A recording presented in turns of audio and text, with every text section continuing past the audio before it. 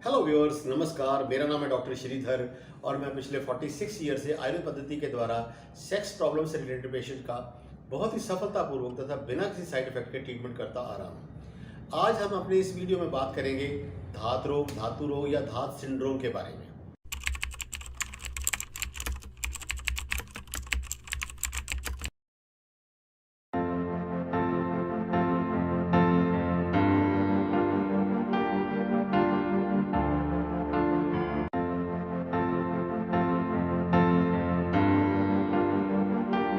तो इस धात रोग को समझने से पहले मैं कुछ एक इंस्ट्रक्शंस आपको समझाऊंगा।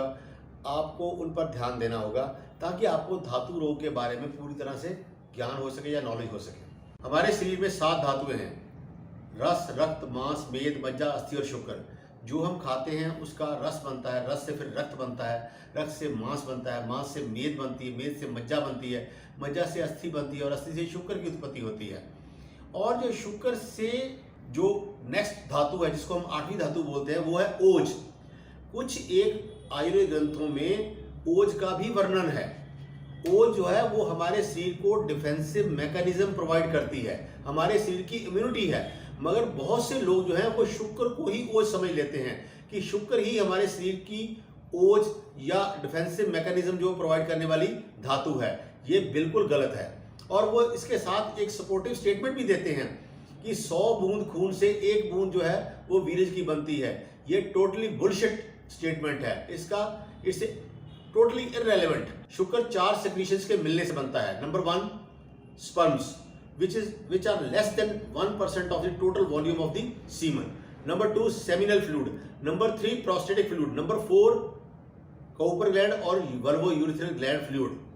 तो इसलिए ये चारों जब सेक्रीशंस मिक्स होते हैं तो हमारे सीमन की उत्पत्ति या सीमन की जो एक्सक्रीशन है वो होती है।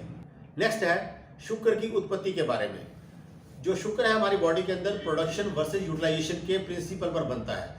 जितना आप वीर्य निकाल रहे हो उतना वीर्य 24 to 48 आवर्स के अंदर बनकर आपकी बॉडी के अंदर फिर से स्टोर हो जाता है। जो वीर्य को या शुक्र को ग्लैंड्स जो है वो स्टोर करते हैं उनकी कैपेसिटी अप्रॉक्सीमेटली 170 ड्रॉप से ऊपर नहीं है। इसलिए अगर आप चाहो भी तो भी आप 170 ड्रॉप से ऊपर अपने अंदर वीर्य को स्टोर नहीं कर सकते। तो इसलिए इस शुक्र को एक तो या वीर्य को मल समझना चाहिए। और ये वेस्ट जो है इनके बारे में आयुर्वेद में लिखा गया है, उचित मल शरीर का बल। अगर आपके शरीर के अंदर जो मल है वो उचित मात्रा में है तो वो आपको शरीर को एनर्जी देते हैं। अगर यही मल जो है वो जरूरत से ज्यादा हो जाते हैं तब भी नुकसान देते हैं, अगर जरूरत से कम हो जाते हैं तब भी नुकसान देते हैं। इसलिए आपको ये बात ध्यान रखनी चाहिए कि जब आपके अंदर वीरज की उत्पत्ति जरूरत से ज्यादा होनी शुरू हो जाएगी तो ये ऑटोमेटिकली अपने आप शरीर से बाहर निकल जाएगा। इसके लिए आपको सोचना नहीं पड़ेगा। उचित मल शरीर का बल, अगर इस चीज को आप ध्यान में रखोगे तो आपको ये पता चलेगा कि शुक्र जो है उसकी वैल्यू जो है वो एक मल से ज्यादा नहीं है। नेक्स्ट हम बात करेंगे धात सिंड्रोम के बारे में। पुरुषों में जो धात होती है 2 तरह की होती है। एक होती है फिजियोलॉजिकल धात और दूसरी होती है पैथोलॉजिकल धात। फिजियोलॉजिकल धात बोलते हैं जो प्राकृतिक रूप से हमारे शरीर के अंदर बनती है और निकलती है। और पैथोलॉजिकल धात हम उसे धात को बोलते हैं जो रोगों के कारण हमारे शरीर के अंदर उत्पन्न होती है और शरीर से बाहर निकलती है।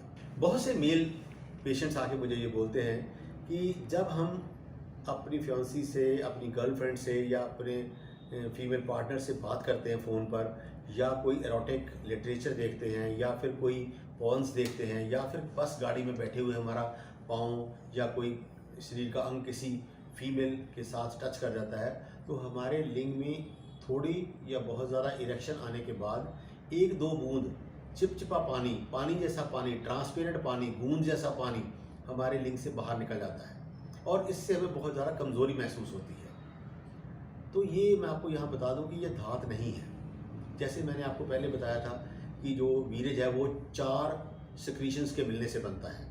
Number 1 sperms, number 2 seminal fluid, number 3 prostatic fluid and number 4 copper gland fluid और वल्वोयूरेथ्रल ग्लैंड फ्लूइड। तो ये जो ट्रांसपेरेंट पानी है, चिपचिपा पानी है, ये कॉपर ग्लैंड का पानी है। इसको लुब्रिकेशन के अंडर लेते हैं। जिस तरह से अच्छी डिश को सुनने के बाद आपके मुंह से लार निकल आती है, इसी तरह से फीमेल पार्टनर को देखने के बाद या उसको साथ टच होने के बाद जो ये ट्रांसपेरेंट पानी निकलता है, ये मुंह की लार से मिलता जुलता है। इसलिए इसे हम एक अच्छी सेक्सुअल एपिटाइट की निशानी मानते हैं, और ये प्लस पॉइंट है, माइनस पॉइंट नहीं है। इसके बारे में इलाज की कोई ज़रूरत नहीं है। तो दिस इज़ ए फिजियोलॉजिकल धात। कुछ लोग बोलते हैं कि जब हम लैट्रिन करने के लिए ज़ोर लगाते हैं तो हमारे पेशाब के मार्ग से, पेशाब करने से पहले या पेशाब करने के बाद मिल्की फ्लूइड, सफ़ेद पानी जो है वो तार के रूप में या ड्रॉप्स के रूप में बाहर निकलता है। क्या ये धात है?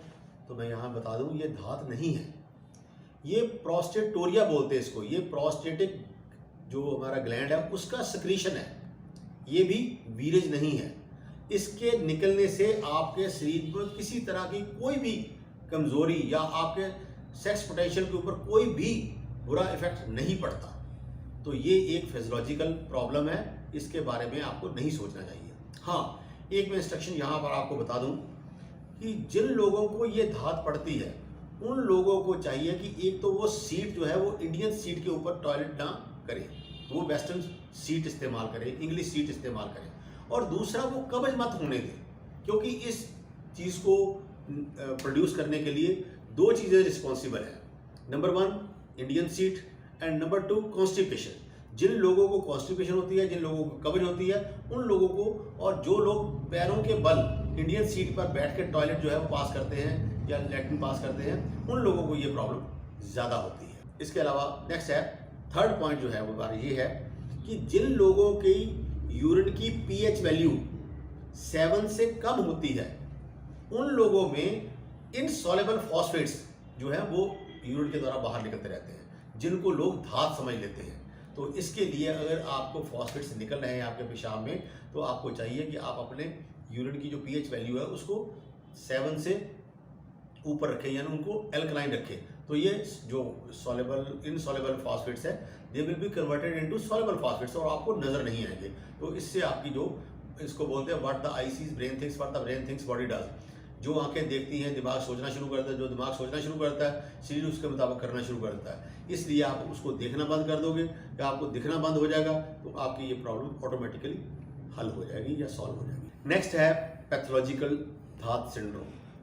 पैथोलॉजिकल धात सिंड्रोम बोलते हैं जब हमारे शरीर में रोगों के कारण शरीर में धात की उत्पत्ति हो रही है और वो धात शरीर से बाहर निकल रही है, उसको पैथोलॉजिकल धात सिंड्रोम बोलते हैं। पैथोलॉजिकल धात सिंड्रोम में मेनली जो रोल है वो है सेक्सुअली ट्रांसमिटेड डिसीजेज का।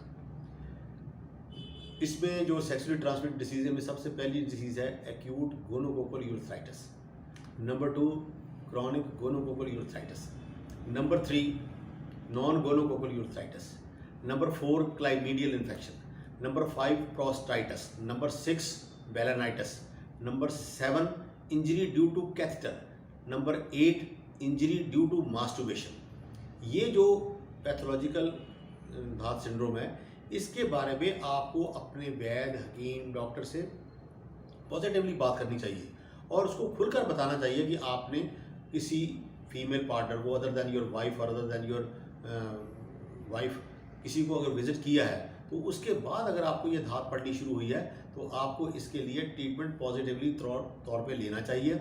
अगर आप इसका ट्रीटमेंट नहीं लेते तो इन द लॉन्ग रन ये धात जो है आपके सेक्सुअल पोटेंशियल के अलावा आपकी फर्टिलिटी को, आपकी दूसरी बॉडी के जो ऑर्गन्स है उनके ऊपर भी इफेक्ट कर सकती है। यहाँ पर टेक होम मैसेज ये है कि जो फिजियोलॉजिकल धात है उसके बारे में आपको कोई चिंता या कोई फिक्र या वहम करने की ज़रूरत नहीं है। वो हमारी बॉडी का एक नेचुरल प्रोसेस है जिसके अंदर वो धात बनती भी है और निकलती भी है।